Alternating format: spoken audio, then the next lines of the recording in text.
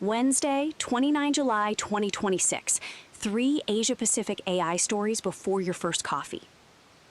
Mumbai's Nifty IT index rose more than 2.5% on 27 July, making it the best performing sector on the national stock exchange as capital rotated out of North Asian semiconductor plays and into Indian IT services. The move comes with the Philadelphia Semiconductor Index sitting roughly 24% below its late June peak, compressing hardware valuations and pushing allocators towards services firms with visible AI revenue. TCS reported a $9.5 billion order book and a $2.6 billion AI run rate in its latest quarter, while Infosys now attributes 8.2% of revenue to AI work. Why it matters? The rotation is valuation-driven, not demand-driven, and that distinction is critical for operators watching capital flows across Asia.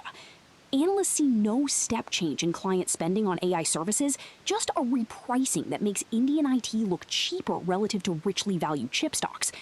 The binding constraint is delivery capacity.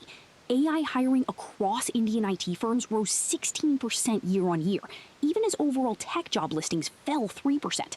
Meaning the talent pipeline, not the order pipeline, will cap how fast these companies can scale AI revenue. Capital allocators should track whether the hiring gap widens further, because any sustained mismatch between AI bookings and available engineers will force margin compression or slower deal conversion, neither of which the current re-rating prices in. So, Tokyo's AI Deal Lab released AIinAsia on 13 July, an open-source text-to-video and image-to-video model built for anime production and licensed under Apache 2.0 for free commercial use. Development ran through Japan's GENIAC program, backed by Medi and Neto, but the model reportedly sits on top of Alibaba's Wan 2.2 base, making it a Japanese product built on Chinese foundations. A domestic beta that started in October 2025 logged roughly 6 months of safety checks, with no serious rights infringement flagged within that scope. Why it matters? Open weights under a permissive license mean any studio, freelancer, or tool builder in Asia can now drop anime video generation into a production pipeline without licensing fees, and enforcement of studio-level no AI policies becomes significantly harder. With Studio's April opening sequence incident already demonstrated how difficult it is to police AI-generated frames once the tooling is freely available. For regulators, the Medi and Neto backing creates an awkward precedent. Public money accelerating a model that depends on a Chinese base raises supply chain questions if US or allied export controls tighten further. Capital allocators should watch whether traditional anime production houses start pricing in AI-augmented workflows, compressing per episode budgets, and reshaping the economics of seasonal output across Japan and Southeast Asia's outsourcing studios. Now, Keylong prosecutors in Taiwan detained an Nvidia employee on 24 July as part of a widening investigation into the smuggling of roughly 50 supermicro servers to China, some routed through Japan to obscure their destination.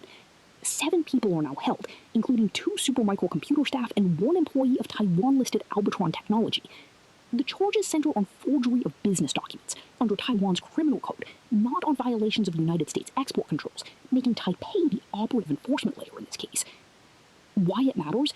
Taiwan is asserting itself as a frontline checkpoint for advanced AI hardware flows, prosecuting under its own criminal statutes rather than deferring to Washington's export control apparatus. Builders and integrators sourcing AI servers through Taiwanese supply chains now face a second, independent compliance gate that carries detention risk for individuals, not just corporate penalties. Capital allocators with exposure to Supermicro, Nvidia, or their Taiwanese channel partners should watch whether Taipei expands document forgery prosecutions to other shipments, because a pattern of enforcement here would reshape how high-end compute moves through Northeast Asia and raise the cost of gray market routing significantly. That is your AI in Asia briefing for today. Stay sharp, build well, see you tomorrow.